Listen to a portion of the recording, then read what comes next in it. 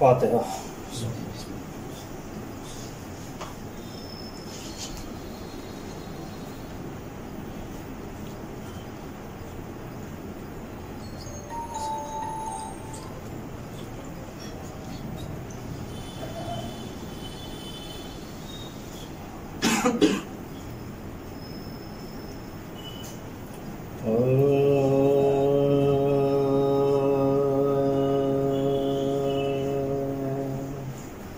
सरकार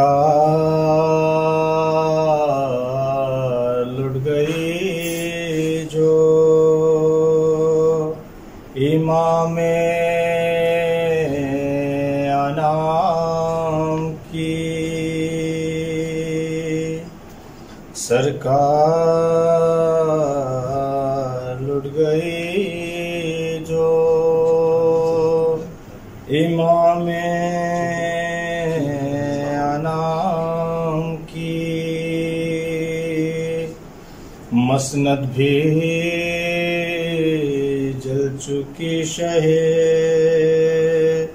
आली मकाम की। देखा जो अहले शाम ने जुल्मत को शाम की। तजवीज़ क़त्लगाह में की एक मकाम की। होते ही सुबह शाम में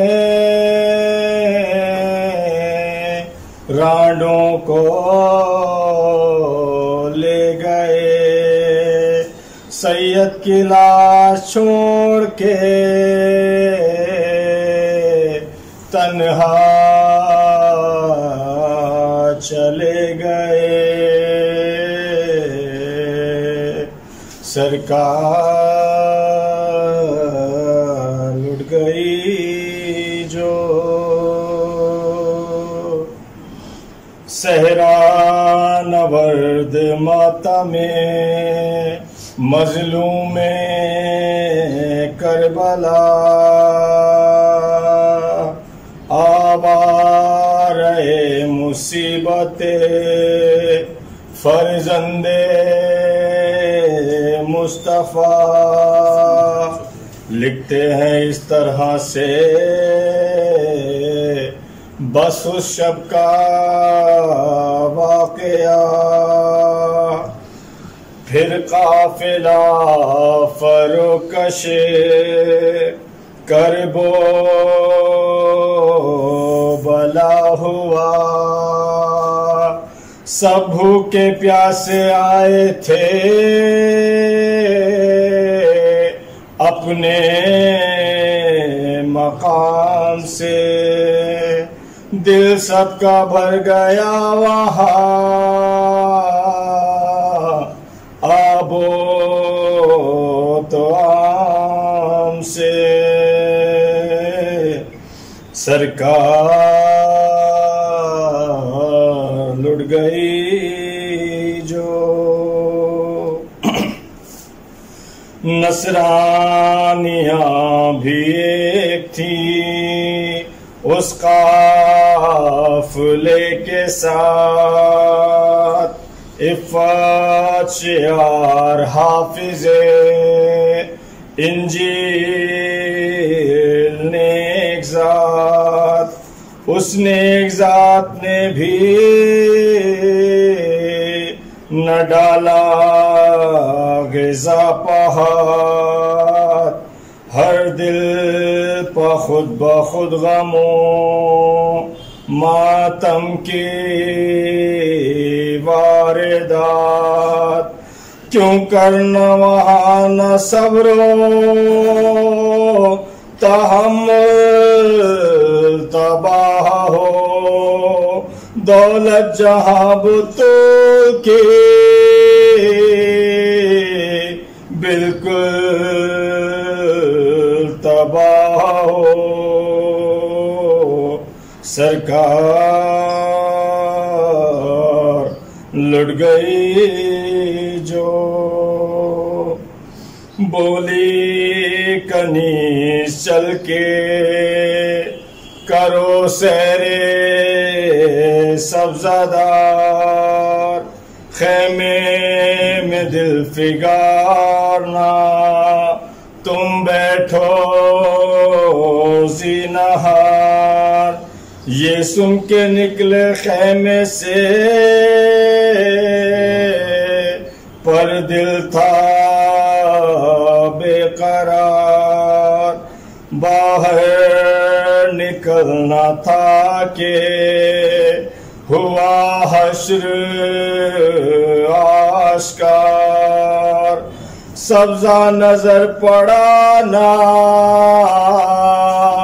गुलिस्तान नजर पड़ा, देखा तो एक गंजे शहीदा नजर पड़ा। सरकार लुट गई जो इमाम आनाम की। मोहम्मद आल मोहम्मद ला हौला वला कुव्वता इल्ला बिल्लाहिल अलिय्यिल अज़ीम। औज़ु बिल्लाहि मिनश शैतानिर रजीम। बिस्मिल्लाहिर रहमानिर रहीम। अल्हम्दुलिल्लाहि रब्बिल आलमीन वस्सलातु वस्सलाम अला अशरफिल अंबिया'i वल मुरसलीन सय्यदना व नबिय्यना व शफ़ीए ज़ुनूबिना व तबीबे नुफूसना मौलाना मौलल कौनैन इमामुल मशरक़ैन वल मग़रिबैन जद्दिल हसन वल हुसैन हबीब इलाहिल आलमीन अबिल क़ासिम मुहम्मद वल अहले बैतिही तय्यबीन अत्ताहिरीन अल मासूमीन अल मज़लूमीन अल मुंतख़बीन अल मुंतजबीन। अम्मा बाद फ़क़द क़ालल्लाहु तबारक व तआला फ़िल क़ुरआनिल करीम व हुवा अस्दक़ुल क़ाइलीन व क़ौलुहुल हक़। बिस्मिल्लाहिर रहमानिर रहीम। या अय्युहल्लज़ीना आमनू इत्तक़ुल्लाह व कूनू मअस सादिक़ीन। अज़ीज़ान गिरामी, मोहतरम नाज़रीन और सामीन इकराम, आज की मजलिस शब शहादत हज़रत इमाम मोहम्मद तक़ी अलैहिस्सलाम है और मैंने उसी मुनासिबत के तहत कुरान करीम की एक मशहूर व मारूफ़ आय मुबारका कि जिसके अंदर खुदावंद आलम इरशाद ये फरमा रहा है, या अय्युहल्लज़ीना आमनू इत्तक़ुल्लाह, ऐ ईमान वालो तक़वा इलाही को अख्तियार करो, अपने अंदर खौफ खुदा पैदा करो, खुदावंद आलम से डरो, वकूनू मअस सादिक़ीन, और सच्चों के साथ हो जाओ। अज़ीज़ान गिरामी, तक़वा का दर्जा, तक़वा का मर्तबा ईमान से ज़्यादा बुलंदो बाला है, इसलिए कि खुदावंद आलम ने यहाँ पर या अय्युहन्नास के बाद तक़वा का लफ्ज़ इस्तेमाल नहीं किया है, बल्कि या अय्युहल्लज़ीना आमनू के बाद तक़वा इलाही का मुतालबा किया है कि ऐ ईमान वालो अल्लाह का तक़वा अख्तियार करो। क़ब्ल इसके कि मैं इमाम मोहम्मद तक़ी अलैहिस्सलाम के सीरत के ऊपर गुफ्तगू करूँ, इसी तक़वा इलाही के सिलसिले से मैं मौला इमाम तक़ी ही अलैहिस्सलाम के एक दो जुमलों की तरफ आपको मुतवज्जे करूँ तो उससे समझ में आएगा कि जिसे अल्लाह ने इमाम मोहम्मद तक़ी बनाया है उसने लोगों को किस तरीक़े से, किस तरह से तक़वा इलाही की तरफ रहनुमाई की है। इसलिए कि तक़वा अख्तियार करने के बाद मुत्तक़ी बनना और है और मोहम्मद तक़ी पैदा ही होना और है। ये हम लोगों की खुशनसीबी है और खुशकिस्मती है कि इमाम के एतबार से इमामुल मुत्तक़ीन भी हमारे पास है और इमाम मोहम्मद तक़ी भी हम लोगों के पास है। तक़वा इलाही के अख्तियार करने का मुतालबा है। इस सिलसिले से मौला इमाम मोहम्मद तक़ी अलैहिस्सलाम ने ख़ुद एक जुमला इरशाद फरमाया, छोटा सा जुमला है और इस जुमले के अंदर आप तक़वा इलाही के फ़लसफ़े को समझ जाएंगे। मौला इरशाद फरमा रहे हैं कि जो इंसान जिसको बड़ा समझता है उससे डरता है। तक़वा किसे कहते हैं? खौफ परवरदिगार को। मौला क्या फरमा रहे हैं कि जो इंसान जिसको बड़ा समझता है, हर इंसान अपने से जो बड़ा होता है उससे डरता है, खौफज़दा रहता है। मौला फरमा रहे हैं जो इंसान जिसको भी अपने से बड़ा समझता है उससे डरता है। इसी एक जुमले से इंसान फ़लसफ़े तक़वा को समझ ले कि अगर मौला ने यह कहा कि जो इंसान जिसे बड़ा समझता है उससे डरता है, तो कम से कम ये बात किसी नमाजी को समझाने की ज़रूरत तो नहीं है, किसी इबादत गुजार को समझाने की ज़रूरत तो नहीं है। इसलिए कि जब कभी भी कोई इंसान नमाज पढ़ता है तो सबसे पहला जो वाजिब अदा करता है उसे तकबीरतुल एहराम कहा जाता है, अल्लाहु अकबर। और जाहिर सी बात है, जब हमने अल्लाह को अकबर कह दिया, जब हमने अल्लाह की किबरियाई का इकरार कर लिया, जब हमने अल्लाह की किबरियाई को अकीदे में तस्लीम कर लिया, जब हमने ये मान लिया कि अल्लाह से बड़ा कोई नहीं है, अल्लाह ही वो है जो अकबर है, सब के सब कुछ भी नहीं है, सबसे बड़ी ज़ात अल्लाह है और अल्लाह ही अकबर है, तो मौला क्या इरशाद फरमा रहे, जो इंसान जिसे बड़ा समझता है उससे खौफज़दा रहता है, उससे डरता रहता है। अज़ीज़ान कराम, इस एक जुमले में कम से कम इंसान तक़वा समझ सकता है कि अगर हमने अल्लाह को बड़ा समझ लिया है और हमने ये तसव्वुर कर लिया है कि हम अल्लाह को नहीं देख सकते हैं, लेकिन हम अल्लाह की निगाहों से बच नहीं सकते। हमारी निगाहें खुदा को नहीं दे सकती, इसलिए कि खुदा जिस्म व जिस्मानियात नहीं रखता, खुदा जिस्म व वजूदी नहीं रखता, ऐसा जिस्म नहीं रखता कि जिसको देखा जाए, लेकिन हम खुदा की निगाह से नहीं बच सकते। हम हर जगह खुदा की निगाहों के सामने हैं। अगर एक मरतबा इंसान तसव्वुर उलूहियत को इस अंदाज से पहचान ले, वजूद परवरदिगार को इस तरीक़े से तस्लीम कर ले, खुदा की किबरियाई का अकीदा इस अंदाज से अपने वजूद में ढाल ले, तो कसम खुदा की वो कायनात में किसी से नहीं डरेगा। अगर डरेगा तो उसे अल्लाह से डर लगेगी, और जितना ज़्यादा वो अल्लाह से डरता जाएगा उसी कदर वो इंसान मुत्तकी बनता चला जाएगा,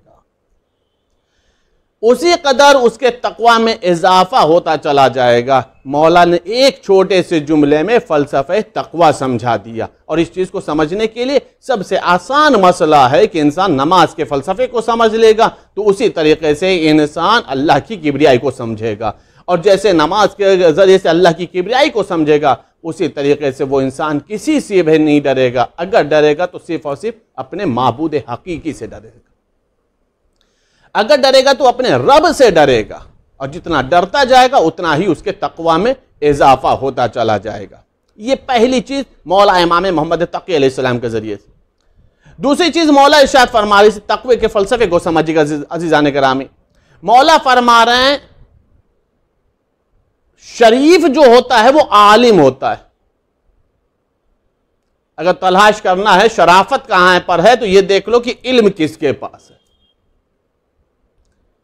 अगर कोई दौलत इल्म से मुज़य्यन है, दौलत इल्म से अपने आप को आरास्ता किए हुए, तो इसका मतलब वो इंसान के इल्म का तकाजा यह है कि वो शरीफ होगा।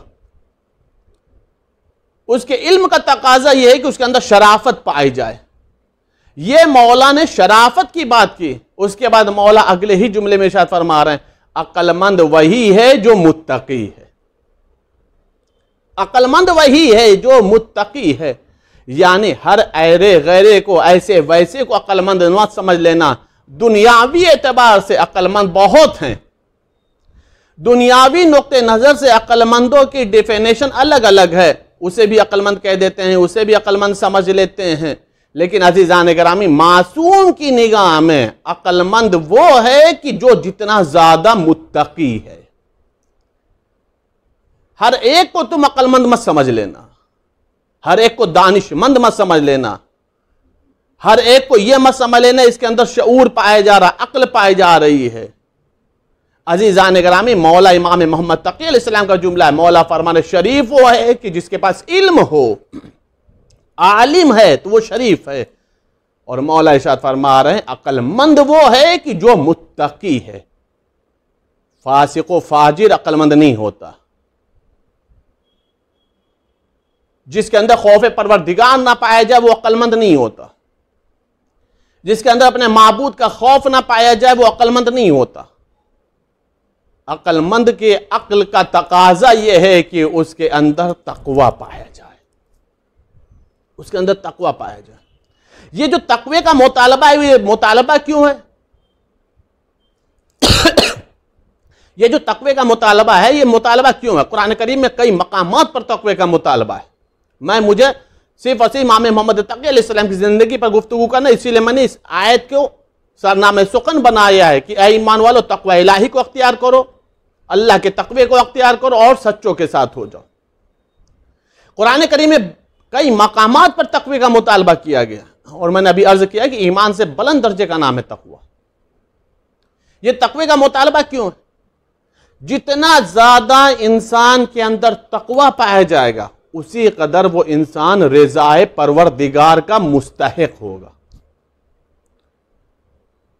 उतना ही ज्यादा उसके पास रिज़ाए परवरदिगार होगे, अल्लाह उससे राजी होगा। दुआ कुमैल का मशहूर जुमला या सरी रिज़ा, ए बहुत जल्द राजी हो जाने वाले। तो अल्लाह तो बहुत जल्द राजी होने के लिए तैयार है, बंदा अपने माबूद को जल्दी राजी करने के लिए कब तैयार है?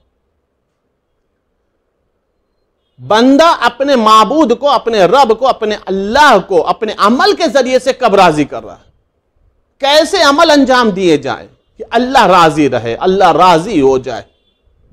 ये वो राजी की बात नहीं कि जैसे हर ऐसे वैसे के आगे रजी अल्लाह लगा दिया जाए। ये रिज़ाए हकीकी की बात हो रही है कि इंसान के अमल से अल्लाह राजी हो जाए, किसी इंसान को किसी इंसान के लिए रजी अल्लाह ना कहना पड़े। गौर फरमा रहे हैं अज़ीज़ान गिरामी, तक़वा इलाही का मुतालबा क्यों है? ताकि अल्लाह राजी हो जाए। अब अल्लाह कैसे राजी होगा? अल्लाह की रजा कैसे हासिल होगी? यह कैसे मालूम हो कि अल्लाह हमसे राजी है? यह कैसे अमल अंजाम दिए जाएं कि हमारे अमल से अल्लाह राजी हो जाए? इसके लिए भी इमाम मोहम्मद तकी अलैहिस्सलाम इरशाद फरमाते हैं, बहुत ही छोटी सी बात बयान की है, लेकिन वो छोटी सी बात अख्तियार करना बहुत बड़ी बात है। उस छोटी सी बात को अपने अंदर ढाल लेना, अपनी जिंदगी का आईन बना लेना, अपनी जिंदगी का दस्तूर बना लेना, अपनी हयात को उस दस्तूर के मुताबिक गुजारना, यह बहुत बड़ी बात है। दे सुनने में तो बहुत छोटी बात लगेगी कि अल्लाह की रज़ा इतनी छोटी सी बात में। मौला इरशाद फरमा रहे हैं, जो इंसान ये चाहता हो, ये नवे इमाम के जुमले हैं, मौला इमाम इरशाद फरमाते हैं कि जो इंसान ये चाहता हो कि उससे अल्लाह राजी रहे, उसकी जिंदगी में रज़ा परवरदिगार शामिल हाल रहे, तो मौला इमाम मोहम्मद तकी अलैहिस्सलाम फरमा रहे उसे 3 काम करने चाहिए। उसे 3 काम करने चाहिए, अल्लाह की रज़ा हासिल होगी। कौन से 3 काम? मौला फरमा रहे हैं, पहला काम यह है कि वो इंसान इस्तग़फ़ार करे। जितना ज्यादा इंसान तौबा करेगा, जितना ज्यादा इस्तग़फ़ार करेगा, उसी कदर खुदाबंद आलम की रज़ा उसके अंदर शामिल हाल होगी। लेकिन इस्तग़फ़ार करने का मतलब क्या है? सिर्फ और सिर्फ अस्तग़फ़िरुल्लाह रब्बी व अतूबु इलैह कहने का मतलब नहीं है। इस्तग़फ़ार का मतलब यह है कि जिसके लिए अस्तग़फ़िरुल्लाह रब्बी व अतूबु इलैह कहा जा रहा है, वो गुनाह फिर हमारी जिंदगी में ना आने पाए। जिस अमल के लिए किया जा रहा है, बदअमली के लिए किया जा रहा है, वो बदअमली हमारी जिंदगी में ना आने पाए। जिस मासियत के लिए किया जा रहा है, उस मासियत के दोबारा हम मुर्तकिब ना होने पाए। मैंने बोला अभी कि चीज सुनने में बहुत छोटी लगेगी, लेकिन हकीकत में इसको अख्तियार करना बहुत बड़ा मसला है। अपनी जिंदगी में ढालना यह बहुत बड़ा मसला है। लम इमाम क्या फरमा रहा? अल्लाह की रजा हासिल करने के लिए सबसे पहला मसला क्या है? इस्तग़फ़ार। उसके बाद मौला इरशाद फरमा रहे, अल्लाह की रजा हासिल करना चाहते हो तो तुम्हारा कल्ब नर्म होना चाहिए। तुम्हारे अंदर मोहब्बत होना चाहिए, तुम्हारा कल्ब नाजुक होना चाहिए। ये नाजुक कल्ब का मफहूम क्या है? कल्ब की मोहब्बत का मफहूम क्या है?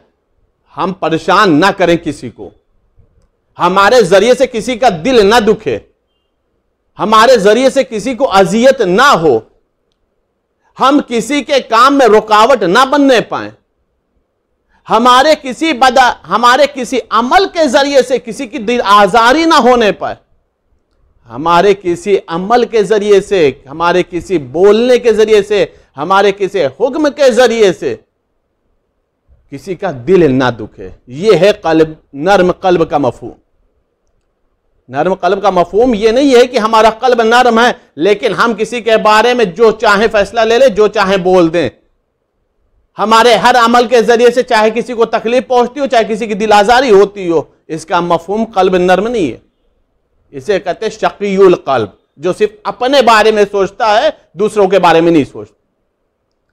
तो मौला क्या फरमा रहा है? पहला इस्तग़फ़ार है, दूसरा मसला क्या है? कल्ब का नर्म होना, नरमी कल्ब होना चाहिए। तीसरी चीज मौला फरमा रहे हैं कसरत सदका। कसरत सदका के जरिए से अल्लाह की रजा हासिल होती।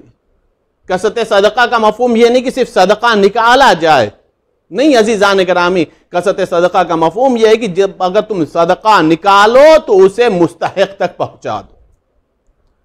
ये तीन उमूर अंजाम दो, ये तीन आमाल को अंजाम दो। इन तीन आमालों के जरिए से अल्लाह की रजा शामिल हाल हो जाएगी, अल्लाह तुमसे राजी हो जाएगा। अल्लाह ने इंसान को जो ये कल्ब दिया है, इसके अंदर दो चीजें हैं। एक तरफ ख्वाहिश होती है, एक तरफ इताअत होती है। इस चीज को भी नबी इमाम ने बहुत अच्छे अंदाज से समझाया है। एक तरफ ख्वाहिश होती है, चाहे ख्वाहिश अच्छी हो या बुरी हो, मासियत की हो या इताअत की हो। ख्वाहिशात नफ्स एक आसान सा लफ्ज है, इसके अंदर वो सारी चीजें समट जाती हैं, सारी की सारी चीजें इकट्ठा हो जाती। उसी के साथ साथ एक चीज होती है इताअत, अल्लाह की इताअत, अल्लाह की बंदगी, अल्लाह की मासियत ना करना, नाफरमानी ना करना। नबी इमाम ने जब जुमला इरशाद फरमाया, नबी इमाम इरशाद फरमाते हैं कि अगर किसी इंसान को खुदावंद आलम कोई नेमत देता है और नेमत जैसे ही उसे मिलती है, अगर उसके कल्ब में यह ख्याल पैदा हो जाए ये नेमत देने वाला मुने में हकीकी है, ये देने वाला नेमत मेरा रब है, यह नेमत देने वाला मेरा माबूद है। नबी इमाम इरशाद फरमा रहे जैसे उसके दिल में ख्याल पैदा होता है कि ये नेमत मेरे माबूद की तरफ से मुझे मिली है, उस नेमत को वो अगर हासिल करने के बाद अभी शुक्र अदा भी नहीं करता, खुदावंद आलम उसका नाम शाकिरीन में लिख देता है, उसका नाम शुक्रगुजार बंदों में लिख देता है। क्यों? इसलिए कि नेमत के जरिए से उसने अपने मुनइम को पहचाना, नेमत के जरिए से उसने अपने माबूद को पहचाना, नेमत के जरिए से उसने अपने माबूद के खालिक व मालिक राज़िक होने का एतराफ और इकरार किया है। नबी इमाम फरमा रहे अभी वो शुक्रन लिल्लाह नहीं भी कहता है, सिर्फ एतराफ और इकरार कर लेता है, खुदावंद आलम उसका नाम शाकिरीन बंदों में लिख लेता है, शाकिरीन बंदों में लिख लेता है। उसी के साथ साथ मौला इरशाद फरमा रहे, ये इस्तग़फ़ार वाली बात ज़हन में रखिएगा, मौला इरशाद फरमा उसी तरीके से अगर कोई इंसान, अगर कोई बंदा खुदा गुनाह करते वक्त ये सोच लेता है, उसके दिलो दिमाग में ये ख्याल पैदा हो जाता है मैं गुनाह कर रहा हूं, मैं गुनाह कर रहा हूं, लेकिन मेरा कब्जा है, मैं अल्लाह के कब्जे कुदरत में हूं, मैं अल्लाह की हुकूमत से फरार नहीं कर सकता हूं। नबी इमाम फरमा रहे जैसे उसके दिलो दिमाग में ख्याल पैदा होता है गुनाह करने के बाद, गुनाह किया और गुनाह करने के बाद जैसे उसके दिल में ख्याल पैदा हुआ अल्लाह के कब्जे कुदरत में हूं, वो जैसे चाहे मेरे ऊपर अजाब नाजिल कर सकता है, मैं उसकी हुकूमत से फरार नहीं अख्तियार कर सकता। मौला इरशाद फरमा रहे अभी वो इस्तग़फ़ार नहीं भी करता है कि खुदावंद आलम उसे उन लोगों में शुमार कर देता है जिन्हें खुदावंद आलम बख्श चुका है, जिन्हें अल्लाह की बख्शिश मिल चुकी है, जिन्हें खुदावंद आलम ने बख्श दिया है, उन लोगों में शुमार होता है। इस चीज का नाम इस्तग़फ़ार। लेकिन तकरार गुनाह नहीं, इसरार गुनाह नहीं। गुनाह हो गया है, अब उस गुनाह से तौबा कर ले, ताइब हो जाए, हकीकी तौबा कर ले, जिसे कहते तौबतुन नसूह। तो मौला इरशाद फरमा रहे, ऐसा इंसान खुदावंद आलम की बारगाह में अब इस्तग़फ़ार नहीं भी करता, खुदावंद आलम उसको करने से पहले उसे बख्श देता। ये नबी इमाम ने तक़वा के मफ़हूम को समझाया। ये मौला ने बताया कि तुम्हें तक़वा कैसे अख्तियार करना है। जिसे बड़ा समझते उससे डरो, अल्लाह की रज़ा हासिल करना है तो इस्तग़फ़ार करो, कल्ब को नाजुक रखो, नरमी कल्ब अपने अंदर पैदा करो, कसरत से सदका दो। अजीज़ान करामी, ये है फ़लसफ़ा जो नबी इमाम ने समझाया। एक दो बात और मौला के सिलसिले से अर्ज़ कर दूं, जो मौला इमाम मोहम्मद तक़ी अलैहिस्सलाम ने इरशाद फरमाई। मौला इरशाद फरमा रहे कि खुदावंद आलम जब कोई नेमत देता है, जब खुदावंद आलम कोई नेमत देता है तो वो नेमत दायमी होती है, दवाम वाली नेमत होती है। क्योंकि अल्लाह बखील नहीं है, अल्लाह फयाज है, अल्लाह कम नहीं देता, अल्लाह बहुत देता है, अल्लाह को खैरुर राज़िकीन कहा जाता है। मौला फरमा रहे खुदावंद आलम जब नेमत देता है तो वो नेमत दवामी नेमत होती है, हमेशा की नेमत होती है, दायमी नेमत होती है। लेकिन ये नेमत उस वक्त ज़ायल हो जाती है, ये नेमतें उस वक्त ख़त्म हो जाती हैं जब बंदा अपने हाथ को रोक लेता है, मुस्तहकीन तक उस नेमतों में उसे शामिल नहीं करता। एक इंसान को अल्लाह ने नेमत दी तो ये नेमत सिर्फ अल्लाह ने उसे नहीं दी है, उस नेमत में अल्लाह ने कुछ लोगों का हिस्सा रखा है, कुछ उस नेमत में उसके मुस्तहकीन हैं। मौला फरमा रहे जैसे ही इंसान अपने हाथ को रोकता है, खुदावंद आलम उस नेमत को ज़ायल कर देता है, ख़त्म कर देता है, उससे सल्ब कर लेता है, दिया था वापस ले लेता है। यहां पर इंसान के लिए गौर व फिक्र का मकाम है।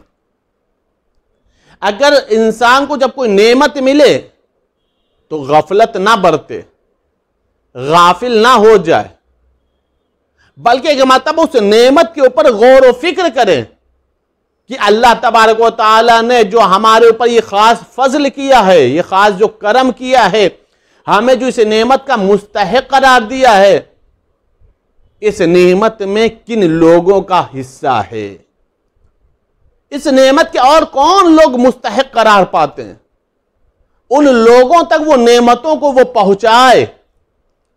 और ये भी ज़हन में याद रखें, कभी कभी इंसान मुतमन्नी होता है, कोई मुंह खोलेगा मांगेगा तो दिया जाएगा।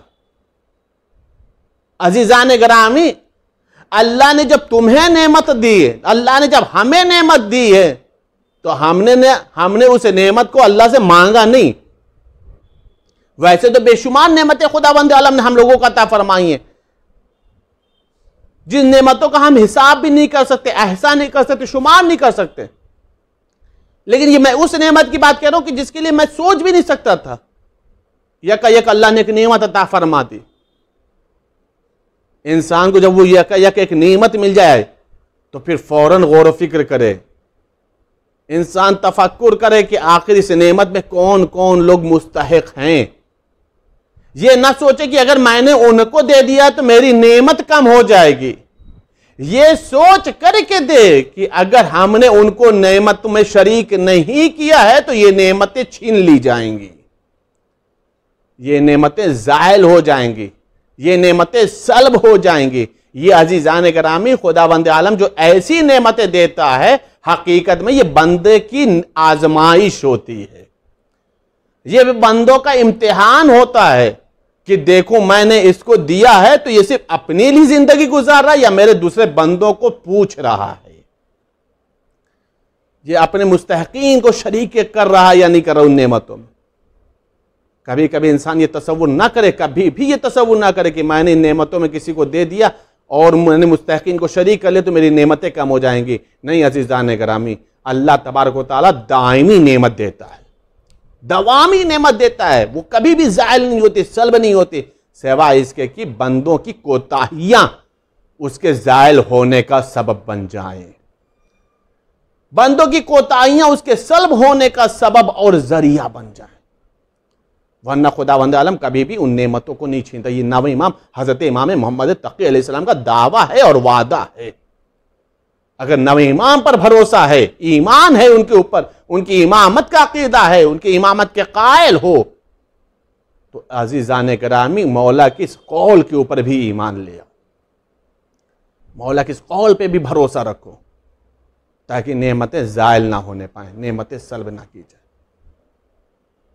ये मौला के मैंने चंद अक़वाल बयान किए ताकि हमारी और हमारे नाजरीन और सामीन तमाम मौला के चाहने वालों की जिंदगी में एक अलग इनकलाब पैदा करे, जो किरदारी इनकलाब हो, जो अमली इनकलाब हो, ऐसा इनकलाब है कि इंसान नावे इमाम का हकीकी मुहिब कहलाए, हकीकी चाहने वाला कहलाए।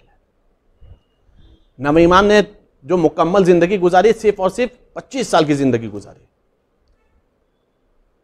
ये जो 25 साल की मौला ने जिंदगी गुजारी, जिंदगी को अगर आप उठा करके देखेंगे तो आपको एक बात मालूम होगी कि इस 25 साल की जिंदगी में मौला को सुकून नहीं मिला है,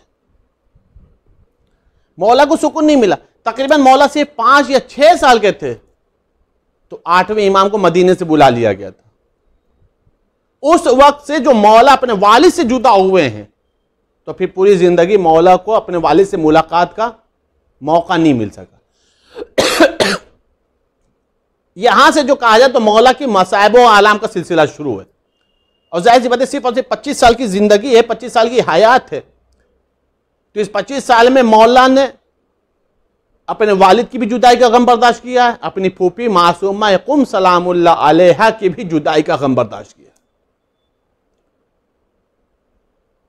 रिवायत बता रही कि जब 8वें इमाम गए हैं मदीने से हिजरत करके खुरासान पहुंचे तो सिर्फ और सिर्फ 3 साल रहे,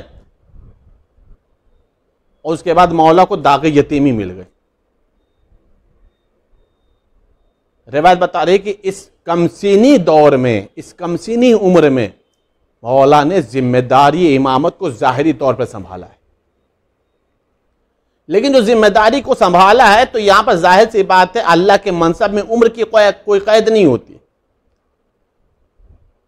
जो खुदावंद आलम गहवारे में जनाब ईसा को नबूवत दे सकता, जनाब यहिया पैगंबर को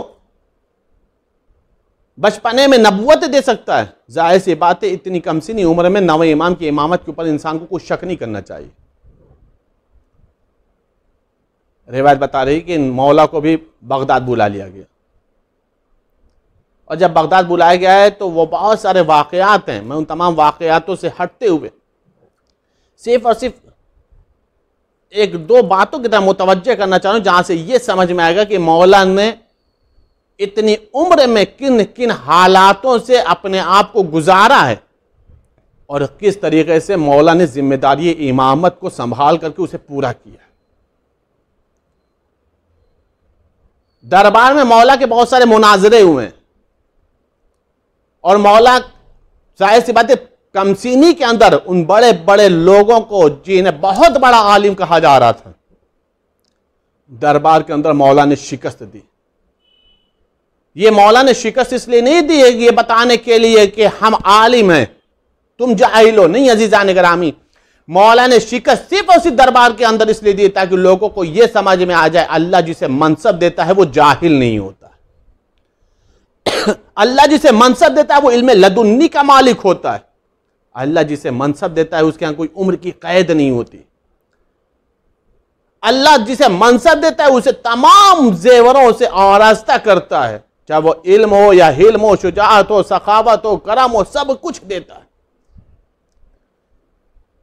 रिवायत बता रही कि जब मौला के इल्म को लोगों तक पहुंच गया, लोगों के सामने आश्कार हो गया कि आलिम औले मोहम्मद हैं, इल्म लदुन्नी के मालिक हैं, फर्जंद रसूल हैं, जानशीन रसूल हैं, उस वक्त मामून रशीद ने अपनी बेटी उम्मुल फजल से मौला इमाम मोहम्मद तकी की अक़्द की बात की। अक़्द की बात की। यहां पे अजीजान गिरामी एक अहम गोशे की तरफ मैं आपको मुतवज्जे करना चाह रहा हूं। जब नवे इमाम का अक़्द हुआ, जब नवे इमाम की शादी हुई है, तो हाकिम वक्त अपने ज़ोम नाकिस में यह समझ रहा था, जाहिर सी बात है जब बादशाह के दामाद हो जाएंगे तो रफ्तार में, गुफ्तार में, चाल में, ढाल में, किरदार में जाहिर सी बात है कुछ फर्क हो जाएगा। जाहिर सी बात है बादशाह के दामाद हो गए। लेकिन अजीज़ान गिरामी, दुनिया हैरत में पड़ गई, दुनिया ताज्जुब में पड़ गई कि मामून रशीद का दरबार, मामून रशीद का दामाद नावे इमाम है, लेकिन जब वहीं बगदाद में मौला की शादी हुई है, अक़्द हुआ है मामून रशीद की बेटी उम्मुल फज़ल से, पूरी दुनिया के सामने ताज्जुब से आंखें खुली रह गईं। मौला ने एक जुमला इरशाद फरमाया, मैं शादी जरूर कर रहा हूं, मैं अक़्द जरूर कर लूंगा, लेकिन मेरी शर्त यह है मैं दरबार में नहीं रहूंगा, बल्कि इसी बगदाद के अंदर एक किराए के मकान में रहूंगा। मैं इसी बगदाद के अंदर एक किराए के मकान में रहूंगा। अजीज़ान गिरामी, कसम खुदा की ये आज भी मैं पढ़ रहा हूं तो सोचने वाली बात है, और शायद बहुत सारे लोग मुताज्जिब हो जाएं, ताज्जुब में पड़ जाएं, मौला ने किराए के मकान में रहना क्यों गवारा कर लिया? ताकि लोगों को समझ में आ जाए मैं बादशाह का दामाद बाद में हूं, अल्लाह का अब्द पहले हूं। मैं उम्मुल फज़ल का शौहर बाद में हूं, अल्लाह ने जो मुझे मनसब इमामत दिया है उस मनसब का पहले है। हाकिम ये समझ रहा था ताकि रफ्तार और गुफ्तार में फर्क आ जाए। मैं बहुत ही जिम्मेदारी से जुमला अर्ज कर रहा हूं, पूरी तारीख पर निगाह रख करके। कसम खुदा की कभी भी किसी हुक्मरान ने, कोई भी हाकिम वक्त, चाहे बनी उमैया के हों या बनी अब्बास के हों, आले मोहम्मद के जिस्म के दुश्मन कम थे, आले मोहम्मद के किरदार के दुश्मन ज्यादा थे। हमेशा चाहते थे कि किरदार कशी हो जाए, कहीं से भी कोई मौका मिल जाए ताकि हम इनके किरदार पर उंगली उठा सके, ताकि हम इनको लोगों के सामने जलील ख्वार अलयाज़ु बिल्लाह कर सकें, ताकि हम लोगों के सामने ये बता सके देखो इनके पास नहीं था तब ये किरदार था, मिल गया है तो अब किरदार बदल गया। और जब उनको कुछ भी नहीं मिलता था तभी जाकर के आले मोहम्मद की शहादत होती थी। यानी सिर्फ और सिर्फ ये जिस्म के ही दुश्मन नहीं थे, इनके वजूद के ही सिर्फ दुश्मन नहीं थे, इनके किरदार के भी दुश्मन थे। ये बहुत बड़ी साजिश थी अजीज़ान किराम। मौला ने उसी किराए के मकान में वही बगदाद में रहे। ये बगदाद में मौला रहे क्यों किराए के मकान में? ताकि लोगों के ऊपर से पर्दा हट जाए, ये ना समझ लेना कि आज हम बादशाह के दामाद हो गए हैं तो हमारे किरदार में फर्क आ जाएगा। हमारे अंदर कोई रद्दो बदल नहीं होता, हमारे अंदर कोई तब्दीलियां नहीं होती, क्योंकि हम अल्लाह के बंदे पहले हैं। हमें अल्लाह ने मनसब इमामत अता फरमाया, हम ओहदे इमामत पर फायज हैं, हमारे अंदर तुम फर्क नहीं पाओगे। अजीज़ान गिरामी, मौला की जिंदगी का एक दूसरा रुख देखें आप। यहां तो मौला ने यह बात बताई, दूसरा रुख मौला ने उम्मुल फज़ल की मौजूदगी में हाकिम की बेटी के शादी कर चुके हैं नवे इमाम, अक़्द कर चुके हैं, उसके बाद भी नवे इमाम ने एक दूसरी शादी की, एक दूसरी शादी की। ये जो दूसरी शादी मौला ने की है वो किससे की है? वो जनाब अम्मार यासिर की नस्ल से थी, वो जनाब अम्मार यासिर की नस्ल से थी। और अजीज़ान गिरामी चूंकि पाक दामन थी, बाकिरदार थी, बाइफ़्फ़त थी, लिहाजा खुदावंद आलम ने उन्हीं के बतन अतहर से 10वें इमाम की विलादत हुई है, जो मादरी इमाम अली नकी कहलाई। यह चीज उम्मुल फज़ल के ऊपर बहुत गिरा गुजरी, यह चीज उम्मुल फज़ल को बर्दाश्त नहीं कर सकी। लिहाजा रिवायत यह बता रही कि उसने खत लिखा था मामून रशीद को, कहा कि मेरे रहते हुए इन्होंने दूसरी शादी कर ली है। ये अपने आप में ये तौहीन समझ रही थी कि मैं बादशाह की बेटी हूं, मेरी अव्वलियत है, मेरे रहते हुए इन्होंने दूसरी शादी कैसे कर ली, दूसरा अक़्द कैसे कर लिया।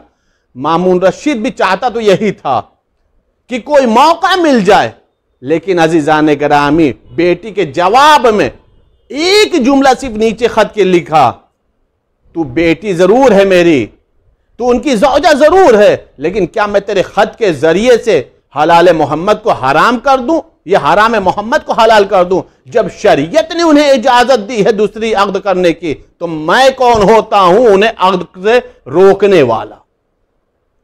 मैं कौन होता हूं उन्हें दूसरी शादी से रोकने वाला? अजीज़ान गिरामी, खुदावंद आलम ने एक उसूल बताया है।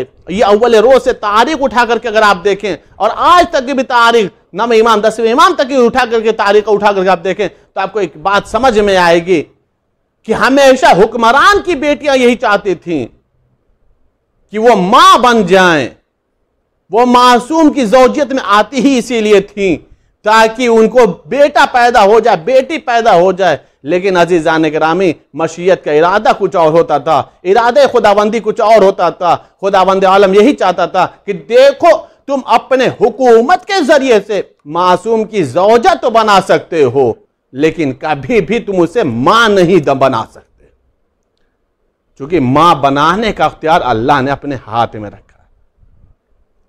ज़ौजा बन सकती हो, मां नहीं बन सकती। ये इरादे परवरदिगार है, ये इरादे मशीयत है। अज़ीज़ान गिरामी, जब उम्मुल फ़ज़ल से मौला का अक़्द हुआ था, उसके बाद मौला वापस आए थे। रिवायत बता रही कि जब मौला वापस आ रहे थे तो एक जगह पर, गालिबन वो कूफा था, कि जहां पर मौला ने फरमाया हम यहां पर क़याम करेंगे। और जब क़याम का मसला है तो मौला ने फरमाया नमाज मगरिब का वक्त हो रहा, हम नमाज पढ़ना चाह रहे हैं। मौला के लिए पानी लाया गया, नवे इमाम के लिए पानी लेकर जो कूज़ा आया, जो पानी का तश्त आया, जो पानी का बर्तन आया, मौला ने उसे लिया और एक सूखे दरख्त जो ज़माने से सूख चुका था, टहनियाँ सूख चुके थे, पत्तियाँ मौजूद नहीं थीं, लोग उसे सूखा दरख्त समझते थे कि इस पर अब हरियाली नहीं आने वाली, अब ये सरसब्ज़ व शादाब नहीं होने वाला। मौला ने उसी दरख्त के नीचे बैठ करके वज़ू किया।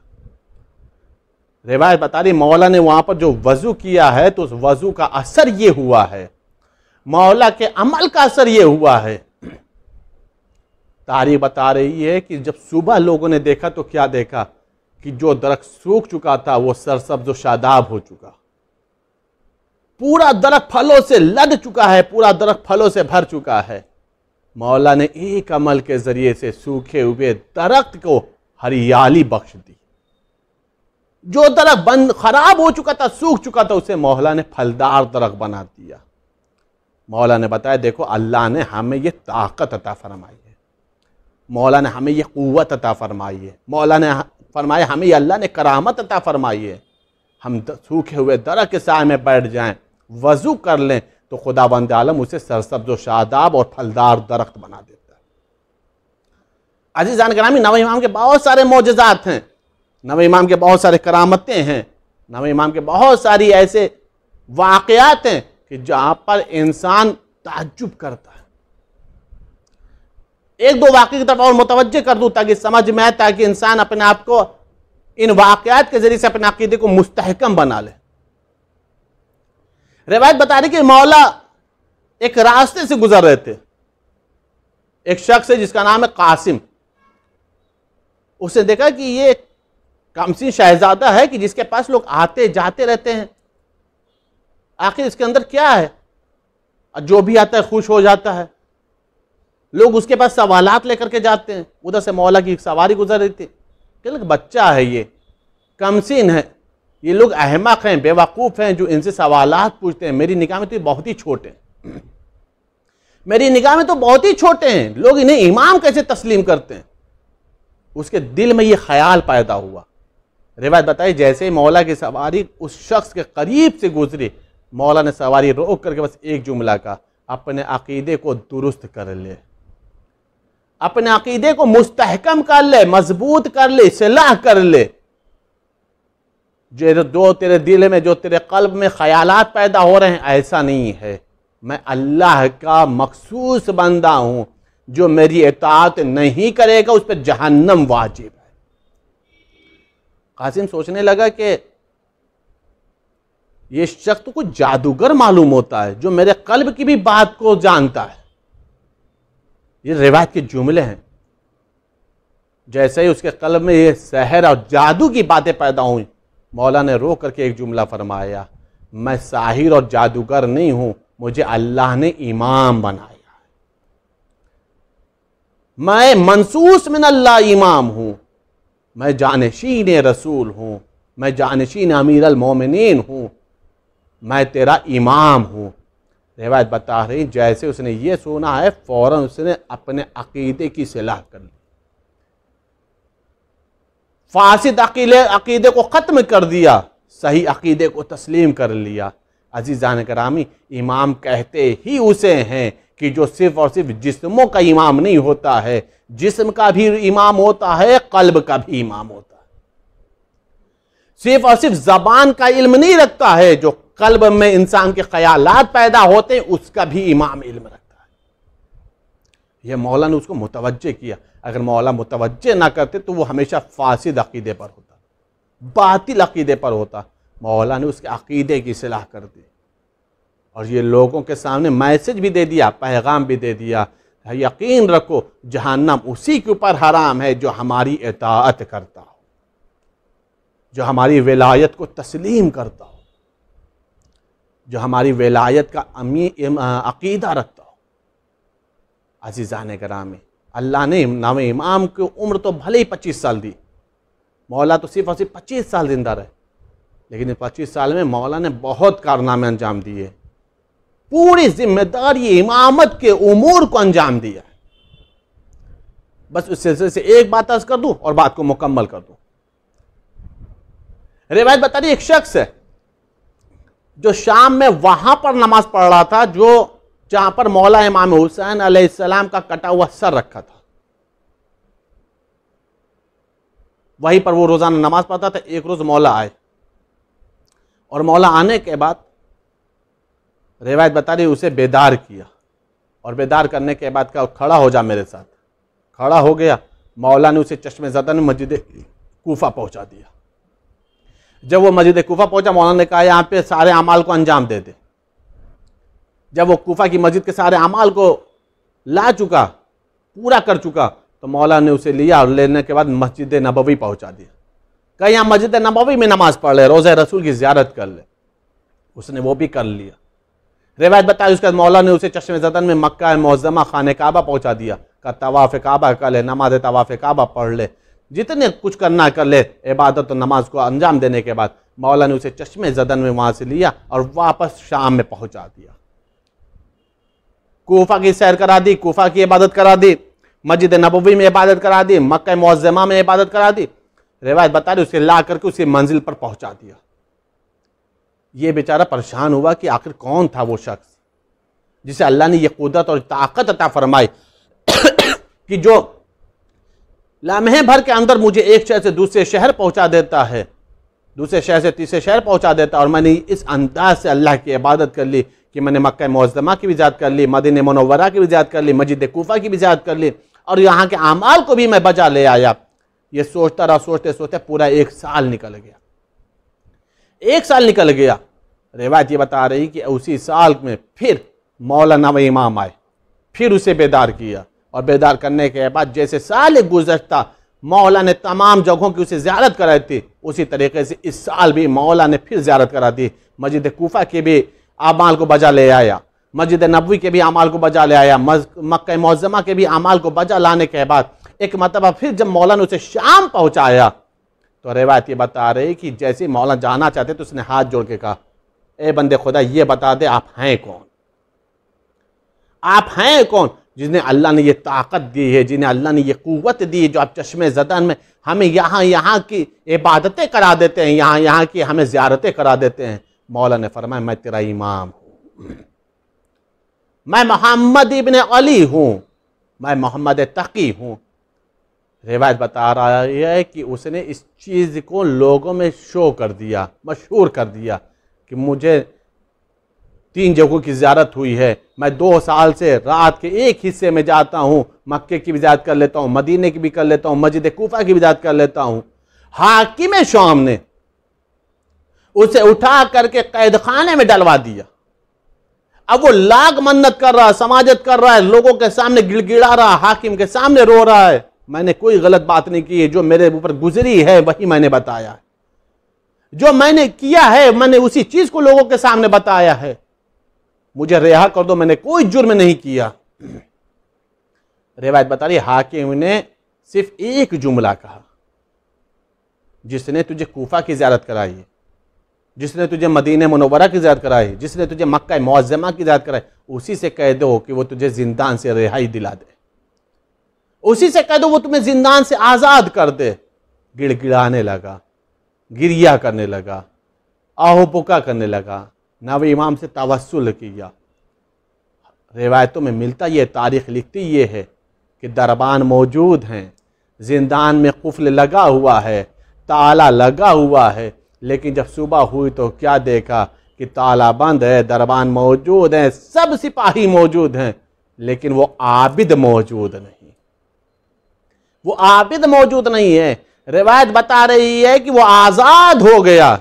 नब इमाम से तवस्सुल किया, नब इमाम ने उसे बंद कैद खाने से उसे रिहाई दिला दी, बंद कैद खाने से उसे आज़ाद कर दिया। सब अपनी जगह पर मौजूद रहे, उनकी मौजूदगी इमाम की कुदरत में हायल ना हो सकी, मौला की ताकत में रुकावट ना बन सकी, सब कुछ बंद रहा। मौला ने उसे आज़ादी दिला दी, मौला ने उसे रिहाई दिला दी। इस मंजर को जब जिंदान के दरोगे ने देखा था तो रिवायत बता रही कि उसने मजहब हक को कबूल कर लिया।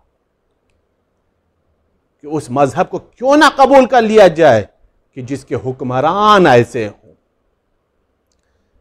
जिसके इमाम ऐसे हों, जो मासूम रहनुमा ऐसे हों कि बंद कैद खाने से आबिद को आज़ादी दिलाते हैं। अज़ीज़ान गिरामी, ये रिवायत जो मैंने पढ़ी, इस वाक़े को जो मैंने पढ़ा, इस वाक़े को पढ़ने का मफ़हूम और मकसद इतना था जो मैंने समझा और आप तक समझाना चाह रहा हूँ कि इबादत अगर इस अंदाज से हो जाए, बंदगी इस अंदाज से हो जाए जैसे उस आबिद ने किया, और मोहब्बत अहले बैत से वैसी हो जाए जैसे उस आबिद ने किया, तो हर इंसान को तमाम अतबात आलिया की ज़ियारत खुद इमाम करा देगा, तमाम मुक़द्दस मकामों की ज़ियारत इमाम करा देगा, और तमाम रंज गम को, जो भी इंसान की मुश्किलात हैं, उन तमाम मुश्किलात और परेशानियों से इमाम उसे आज़ाद कर देगा। सिर्फ जिंदान से रिहाई नहीं दिलाते हैं, अगर वाकई इंसान तवस्सुल करे तो तमाम रंजो गम से इंसान को रिहाई मिल जाए, हर तरह की मुश्किलात से रिहाई मिल जाए। लेकिन वैसा तवस्सुल करे जैसे उस आबिद ने किया, वैसी इबादत करे जैसे उस आबिद ने किया, वैसी मोहब्बत करे जैसे उसके दिल में मोहब्बत थी।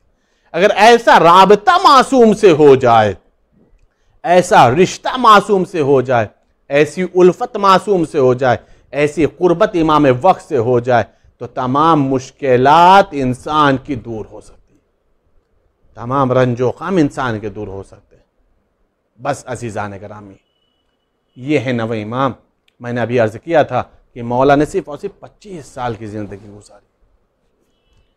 इस 25 साल की ज़िंदगी में मौला ने बहुत मसाइब व आलाम को बर्दाश्त किया, बहुत मुसीबतों को बर्दाश्त किया है, बहुत तकलीफ़ों को बर्दाश्त किया।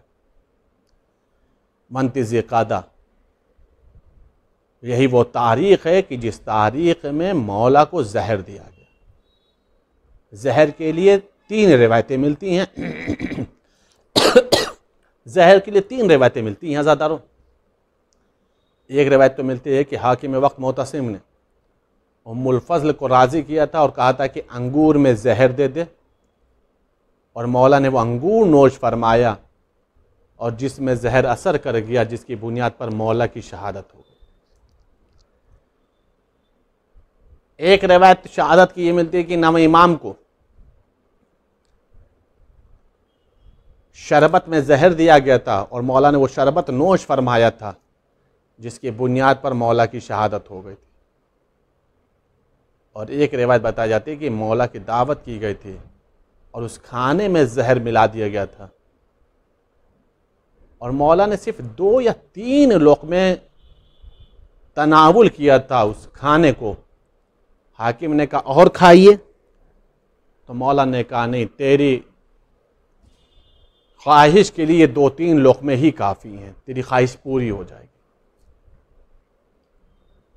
रिवायत बता रही, चाहे जहर का मसला हो, चाहे अंगूर का मसला हो, चाहे शरबत का मसला हो, खाने का मसला हो, अंगूर शरबत खाना तीनों में जहर था। चाहे मौला ने अंगूर नोश फरमाया हो, चाहे शरबत रहो या खाना रहो। और मौला के जिस्म में जब जहर असर करने लगा, मौला घर पर आए तो करवटें बदल रहे थे। मौला के अंदर बेचैनियां पैदा हो रही थी। रिवायत के जुमले ये हैं कि मौला दूर है मदीने से, काज़मैन में मौला की शहादत हुई। रिवायत ये बता रही कि 10वें इमाम मदीने में मौजूद थे और 9वें इमाम का चाहने वाला मौजूद था। जो 10वें इमाम के पास मदीने में बैठा हुआ था, वो चाहने वाला कहता है कि मैंने देखा कि मतलब मेरे मौला 10वें इमाम ने एक तख्ती निकाली और उस तख्ती को गौर से देखा, और देखने के बाद मैंने देखा मौला के अश्क बहने लगे, मौला के आंखों से अश्क रवां हो गए। मौला से मैंने हाथ जोड़ के पूछा, मौला इस तख्ती में आपने क्या देख लिया? कहा तू बैठा रहे, मैं अभी आता हूँ।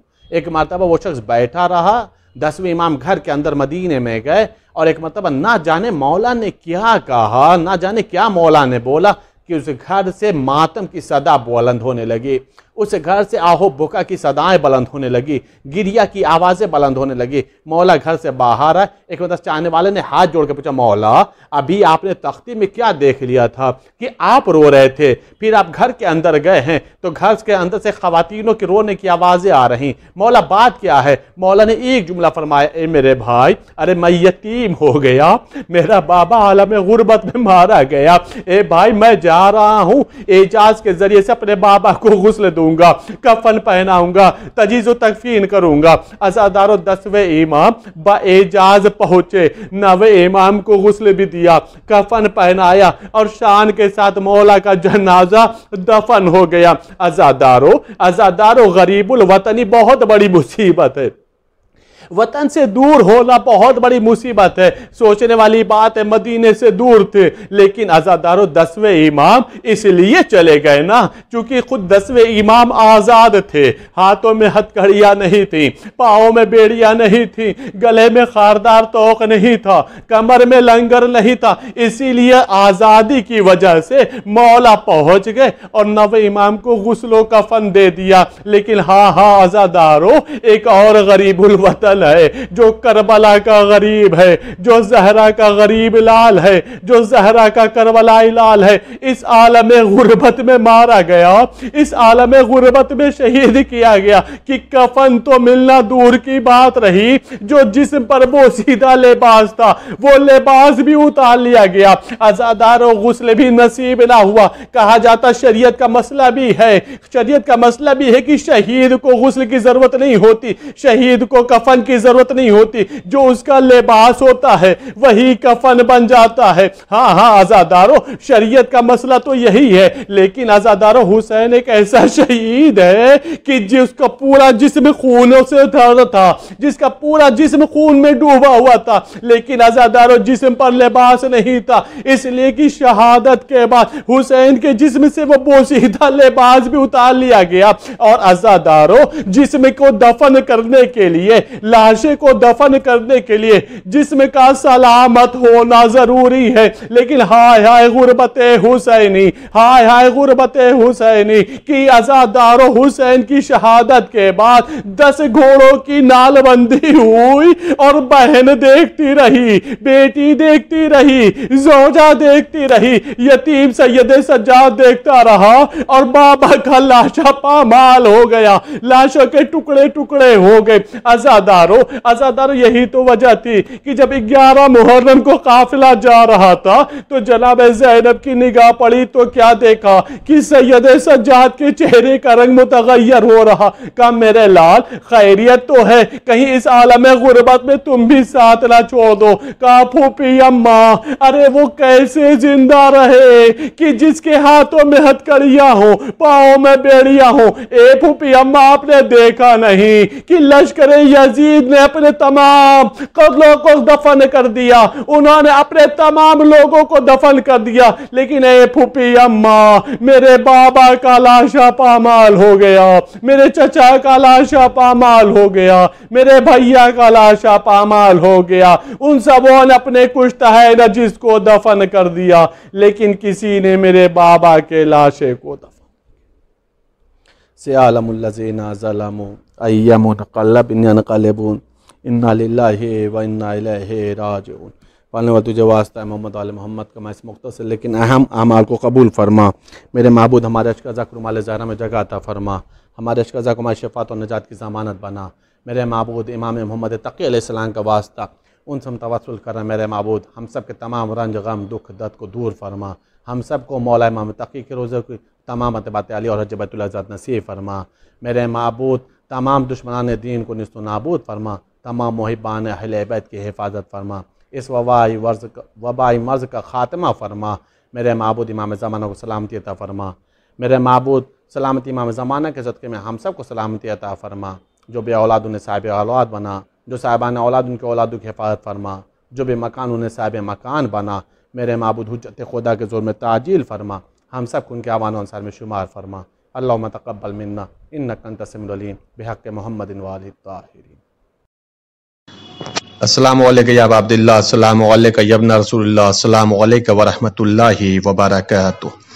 अस्सलामु अलैका या गरीबुल गुरबा, अस्सलामु अलैका या सुल्तान अल अरब वल अजम, अस्सलामु अलैका या अबुल हसन या अली इब्न मूसा रज़ा, अस्सलामु अलैका व रहमतुल्लाहि व बरकातुहू। ज़ियारत हज़रत इमाम मोहम्मद तक़ी अलैहिस्सलाम। अस्सलामु अलैका या अबा जाफ़र मोहम्मद इब्न अली अल बर्रुत तक़ी अल इमामुल वफ़ी, अस्सलामु अलैका अय्युहर रज़ीउज़ ज़की, अस्सलामु अलैका या वली अल्लाह, अस्सलामु अलैका या नजी अल्लाह, अस्सलामु अलैका या सफ़ीर अल्लाह, अस्सलामु अलैका या सना अल्लाह, अस्सलामु अलैका या कलिमत अल्लाह, अस्सलामु अलैका या रहमत अल्लाह, अस्सलामु अलैका अय्युहन नूरुस सातिह, अस्सलामु अलैका अय्युल बद्रुत तालिह, अस्सलामु अलैका अय्युत तय्यबु मिनत तय्यबीन, अस्सलामु अलैका अय्युत ताहिरु मिनल मुतहहरीन, अस्सलामु अलैका अय्युहल आयतुल उज़्मा, अस्सलामु अलैका अय्युहल हुज्जतुल कुबरा, अस्सलामु अलैका अय्युल मुतहहरु मिनज़ ज़ल्लात, अस्सलामु अलैका अय्युहल मुनज़्ज़हु अनिल मुज़िलात, अस्सलामु अलैका अय्युहल अलिय्यु अन नक़्सिल औसाफ, अस्सलामु अलैका अय्युहर रज़िय्यु इंदल अशराफ, अस्सलामु अलैका या उमूदद्दीन, अशहदु अन्नका वलियुल्लाह व हुज्जतुहु फ़ी अर्ज़िही व अन्नका जंबुल्लाह